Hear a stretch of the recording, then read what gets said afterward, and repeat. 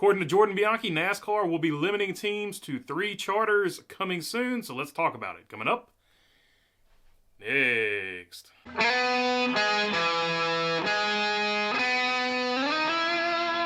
What's going on, everybody? Hope you're doing good this Friday. All right, the news came out yesterday via Jordan Bianchi that NASCAR could possibly be limiting teams to 3 charters. I found this article from Joshua Lepowski from the Daily Downforce. Report, NASCAR considering limiting teams to only 3 cars. By Joshua Lepowski. Jordan Bianchi of The Athletic recently published a major article on all of the hottest rumors regarding silly season, the most intriguing of which had to do with the upcoming charter agreement. According to Bianchi, he proposed terms of NASCAR's new charter agreement limit teams to only 3 cars. However, the current 4-car teams, Hendrick Motorsports and Gibbs Racing, would be grandfathered in, allowing them to keep 4-car operations. So that right there is pretty interesting news. It harkens back to 2004, 2005, somewhere in there, where you remember Roush had 5 teams, and Brian France at the time, said, hey, Cup teams, you can only have 4 teams going forward. So they let Roush, until the contract ran out, Roush had that amount of time to go down to 4 cars.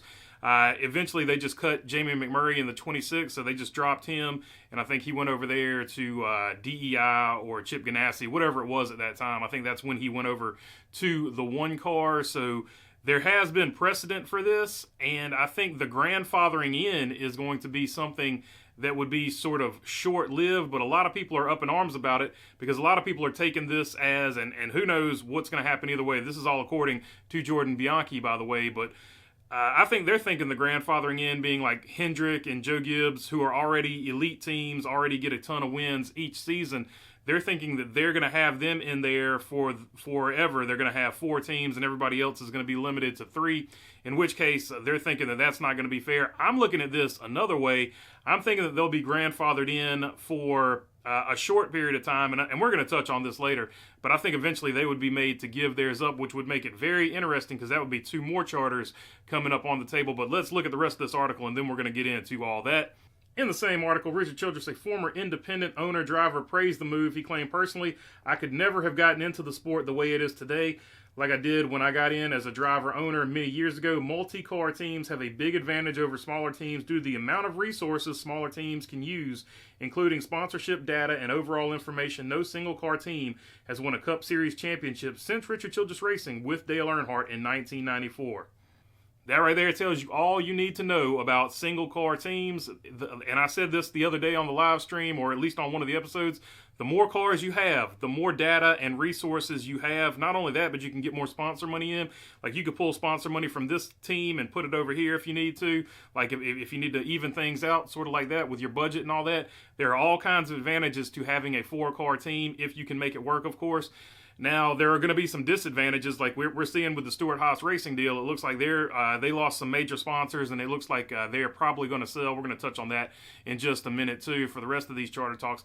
But limiting it to 3 teams, I think, is a good thing, especially if eventually you make JGR and Hendrick, when their contracts run out for whatever drivers, you make them limited to 3 teams. It's got to be even for everybody, though. I do believe that. But, yeah, the fact that no single-car team has won since 1994. So that tells you all you need to know about how many cars you need to have in the sport. And so here we go. Joshua Lepowski is on it again. We'll go back to 2005 when NASCAR originally limited a team's number of cars. Roush Racing was the only team with more than 4 entries at the time, but each of their drivers and contracts went through 2009. NASCAR elected to let Roush keep their 5 cars until the contracts ran out, and Roush let go of Jamie McMurray to reduce from 5 to 4 cars in 2010. It's reasonable that NASCAR would do something similar to Hendrick Motorsports and Joe Gibbs Racing at the earliest. All Hendrick drivers are signed through 2025, so Hendrick would have to break or buy out the contract to become a 3-car operation. To me, that makes a lot of sense, and to me, if this happens, I think that would be the route that they take. You limit them to 3 teams, but you let them run out the current contracts that they have for right now, so they would only be able to have that extra car advantage for a few years over the other teams that are only allowed to have 3 charters.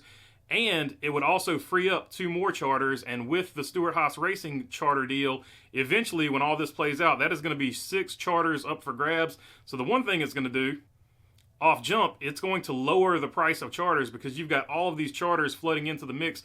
You're already looking at 20 to 30 million for the SHR charters, according to Adam Stern. So already cheaper than the 40 million that was paid by Spire to get their charter not too long ago.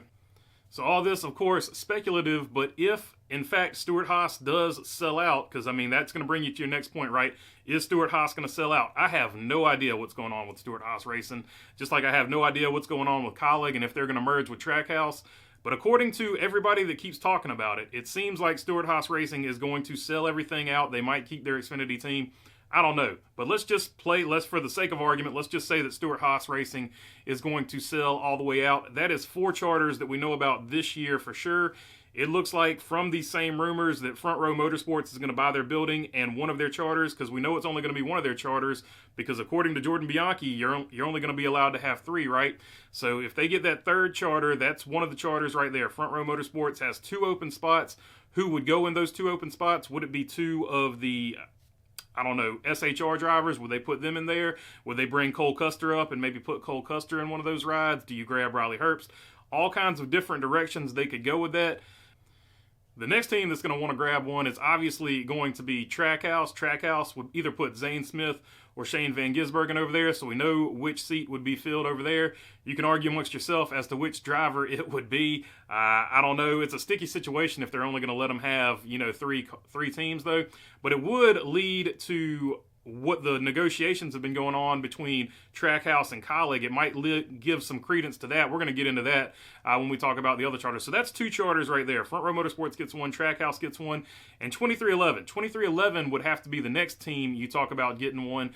And 2311, they're talking about going after Kyle Busch, but I think that Kyle Busch, according to some reports, he says he's got a contract with RCR, so he's going to be driving for them next season, according to some stuff I've been reading. So it looks like Kyle Busch will be back in the 8 car for next season at least. So that means Corey Heim. I feel like Corey Heim's got to be at the top of your list as far as the Toyota driver goes. So I think Corey Heim to 2311 to drive the 67 or the 50 or whatever the car is going to be over there for 2311. I think that would be a good fit for them. So I think that seat would probably be filled with that. So that is 3 charters. We've still got 3 more to go overall if you're adding up, you know, 4 Stewart HAAS charters and then the 2 that are eventually going to come from Joe Gibbs Racing and Hendrick.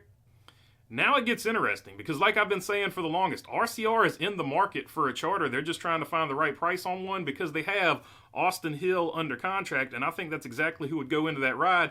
And I do think that RCR is going to get one of those charters, and that's where Austin Hill's going. And I think that they've known this for at least quite some time, because that's why they signed Austin Hill to that long-term contract. So now that long-term contract that Austin Hill got, obviously he doesn't want to stay in the Xfinity Series for that long of a time. Now you know where he's going, and possibly this is where that charter comes from. So Hill, Busch, and Austin Dillon over there at RCR. Then you've got who I think would be interested in the next charter, and that would be RFK. Not really talked about a whole lot, but I think RFK would go ahead and scoop up that next charter, and then you could put somebody over there like a Chase Briscoe. Maybe you get Chase Briscoe or whoever you want, just however you want to do the Stewart HAAS Racing deal. Whichever driver you think you want to go. Chase Briscoe seems to be the hottest commodity, though. Would he go over there and race at RFK? I mean, I think that would be a pretty good fit for them. It lines up with the Ford stuff, but also Riley Herbst would have to be on the table as well, and Cole Custer. So I think all those names could be in the mix for that.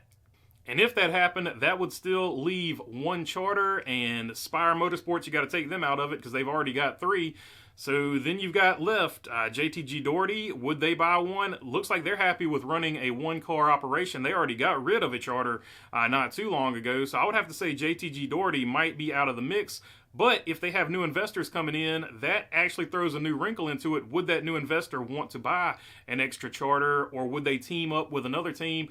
That is all speculation. That is all up for grabs. Who knows if that situation materializes or what's happening over there. So a lot of speculation over there. But I would leave them off the list. But because they possibly have new investors coming in, new sponsors coming in, I can't completely take them off the list.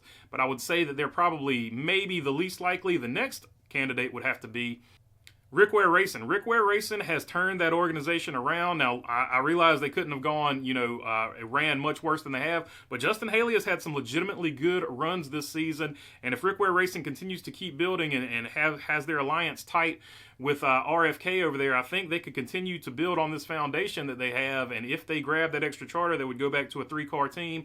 Who would you put over there? Once again, that mix of Stewart HAAS racing drivers. I don't want to keep saying them over and over again, but there's a mix of 4 drivers that you could put over there and slide somebody in.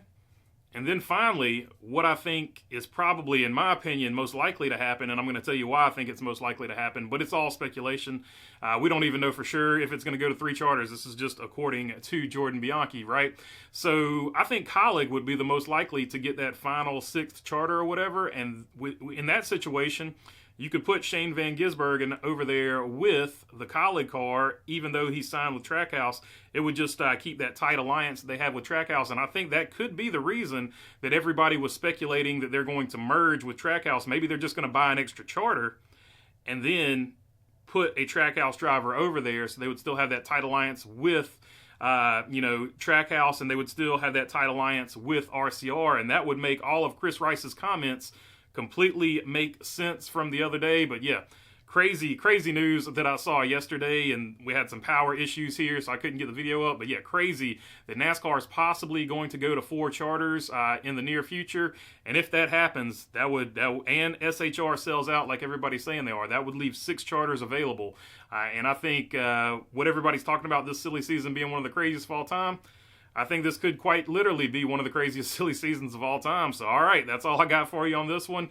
If you made it this far, I would love to have your subscription. If not, I'll keep making these things. If you're already subscribed, I appreciate you guys as well. If you want to help out the channel, visit the merch store. The link is in the description. And if you got a question, comment, or anything like that, leave it down in the comment section.